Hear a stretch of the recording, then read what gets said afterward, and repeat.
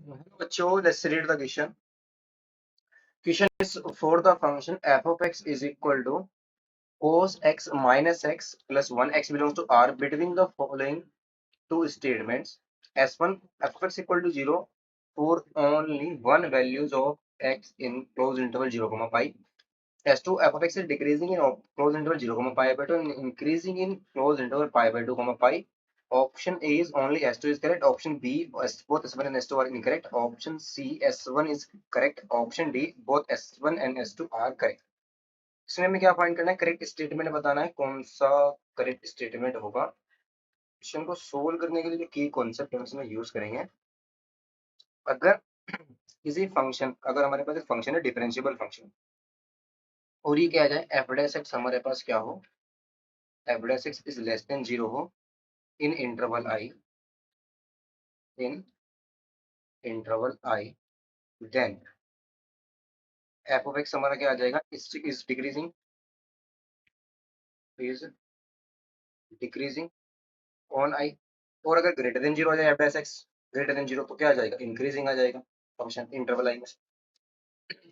F of x जो हमारा define है, F of X is equal to है cos x minus X plus 1, ये डिफाइन है। एक्स हमारा कहां पर बिलोंग कर रहा है, आर में बिलोंग कर रहा है। S1 क्या है कि f of x equal to 0 only have one values in x of x in closed interval 0 comma pi। पर इसको डिफरेंशिएट करते हैं। डिफरेंशिएशन हमारा क्या आ जाएगा, f dash x is equal to आ जाएगा cos x का डेरिवेटिव आ जाएगा माइनस का sin x, x का डेरिवेटिव आ जाएगा y, तो माइनस का 1 आ गया। और ये वैल्यू क्या है, sin x 0 से, अगर हम इसमें देखें ना साइन सा ग्राफ हमारा ऐसा होता है, ये होता है पाई बाई 2 और ये होता है पाई। इसने बोला है पाई पर 0 से लेकर के पाई बाई 2 के बीच में डिक्रीजिंग है और इंक्रीजिंग है पाई बाई 2 से पाई के बीच में। पर 0 से पाई के बीच में साइनस क्या होता है, पॉजिटिव होता है, तो ओवरऑल वैल्यू क्या आएगी, नेगेटिव, और ये भी क्या आएगी, नेगेटिव, तो ये क्या रहेगा, लेस देन 0 रहेगा। और all x belongs to close interval 0 comma pi में, पूरे इंटरवल में क्या रहेगा, लेस देन 0 रहेगा। दिस इंप्लाइज जो f ऑफ x है हमारा, ये क्या आ गया, इज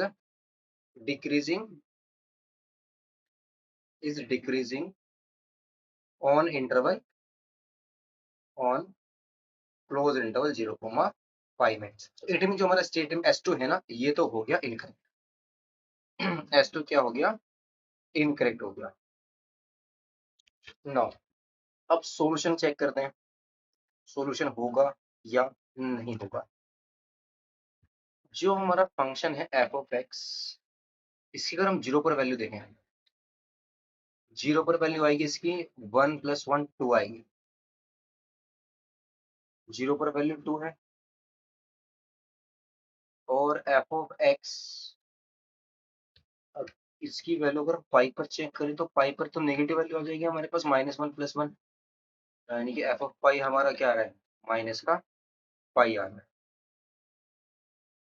और f ऑफ x हमारा स्ट्रिक्टली डिक्रीजिंग है फंक्शन, 0 पर वैल्यू ये रही 2 फंक्शन की, और पाई ये ना, पाई पर वैल्यू क्या है, माइनस का पाई है, तो ये वैल्यू माइनस का पाई है रही। फंक्शन स्ट्रिक्टली डिक्रीजिंग है, तो ऐसा ही तो करा पाएगा। एक बार क्या करेगा, एक्स एक्सिस को कट करेगा फंक्शन का ग्राफ, बिकॉज इसने बोला है कि फंक्शन स्ट्रिक्टली डिक्रीजिंग, डिक्रीजिंग तो है बट कैसा, स्ट्रिक्टली डिक्रीजिंग भी है function, because strictly less than 0 है पूरे क्लोज इंटरवल 0 कोमा पाई के अंदर।